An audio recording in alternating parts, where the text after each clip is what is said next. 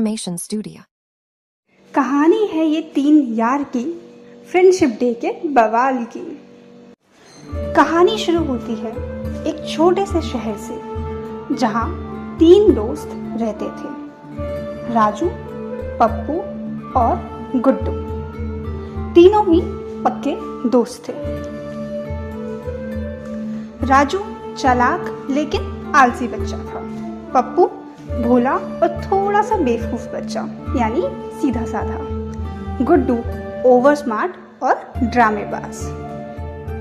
एक दिन की बात है, तीनों दोस्त स्कूल में लंच टाइम में गार्डन की बेंच पर बैठे हुए थे और आपस में बातें कर रहे थे। विषय था फ्रेंडशिप डे का प्लान। राजू, पप्पू और गुड्डू तीनों साथ बैठकर फ्रेंडशिप डे का प्लान बना रहे थे कि तभी राजू गुड्डू और पप्पू से कहता है, अबे सुनो, फ्रेंडशिप डे आ रहा है, इस बार ना कुछ बड़ा धमाका करना चाहिए।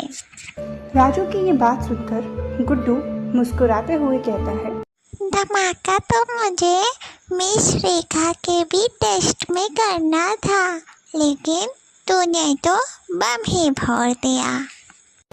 गुड्डू की ये बात सुनकर पप्पू मुस्कुराते हुए अपना धमाकेदार आइडिया बताता है।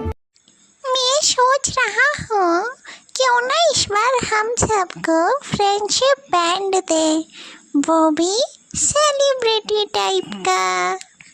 राजू सवालिया अंदाज में कहता है, सेलिब्रिटी स्टाइल? अबे ये क्या होता है बे?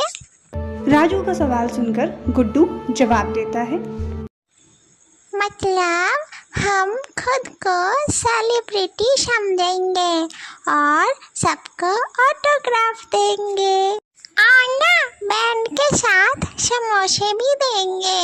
अबे तेरे दिमाग में हर वक्त खाली खाना ही रहता है क्या बे? जब देखो ये करेंगे, वो खाएंगे, ये खाएंगे।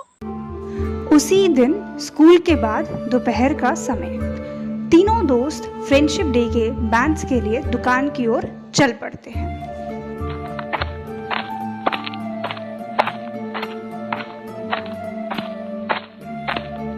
तीनों दोस्त दुकान पहुंचकर फ्रेंडशिप डे पे लेने वाले बैंड्स को देखने लगते हैं। वहाँ बहुत सारे सुंदर सुंदर बैंड्स उन्हें दिखाई देते हैं। तीनों जब दुकान पहुंचते हैं तो दुकानदार उन्हें फ्रेंडशिप डे के बैंड के प्राइस के बारे में बताता है। बेटा, ये बैंड 10 रुपए का है। दुकानदार के बताए हुए दाम को सुनकर तीनों चौंक जाते हैं कि तभी राजू कहता है, भैया जी थोड़ा डिस्काउंट दे दीजिए प्लीज।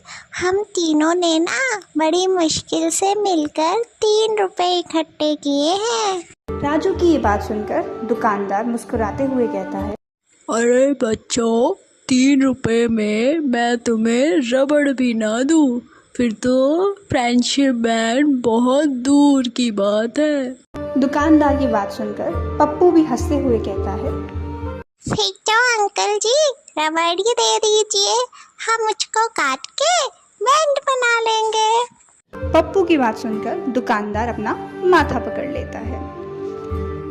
2 दिन बाद फ्रेंडशिप डे का दिन।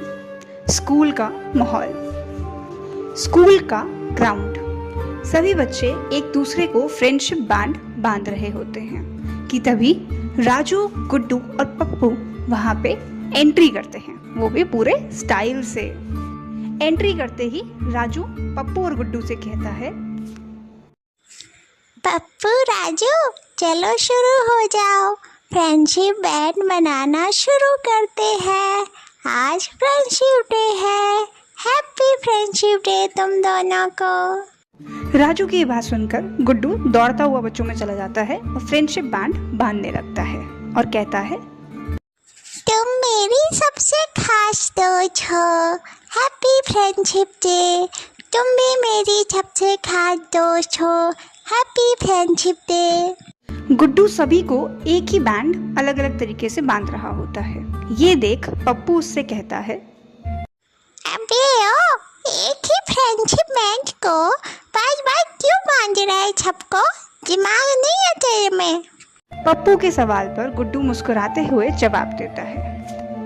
अरे पप्पू भाई, भले ही पैसे और पेन हमारे पास लिमिटेड हो, लेकिन प्यार तो अनलिमिटेड है हमारे पास। गुड्डू का ये जवाब सुनकर राजू हंसते हुए कहता है, अबे ओ शाहरुख खान के छोटे भाई, थोड़ा धीरे धीरे चल, इतनी तेज कहाँ भागा जा रहा है। फ्रेंडशिप डे का सेलिब्रेशन चल ही रहा होता है कि तभी उनकी टीचर मिस रेखा वहाँ आ जाती हैं और गुस्से से कहती हैं, ये क्या तमाशा लगा रखा है तुम सबने? आज मुझे क्लास में टेस्ट लेना था और तुम सब यहाँ ग्राउंड में फ्रेंडशिप डे मना रहे हो। मिस रेखा की बात सुनकर पप्पू गड़बड़ाते हुए कहता है, मैम जी, ये टेस्ट ऑफ फ्रेंडशिप डे है। पप्पू की बात सुनकर मिस रेखा गुस्से में जवाब देती हैं, हाँ, और तुम्हारा रिजल्ट है 0। लेकिन वहीं बैठे राजू, पप्पू और गुड्डू अपनी टेस्ट कॉपीज में फ्रेंडशिप डे बैंड चिपका रहे होते हैं। तभी राजू पप्पू और गुड्डू से कहता है धीरे से, अबे ओ, जरा सोच, अगर टीचर ने हमारी कॉपी में फ्रेंडशिप बैंड देख लिया तो क्या होगा हमारे साथ?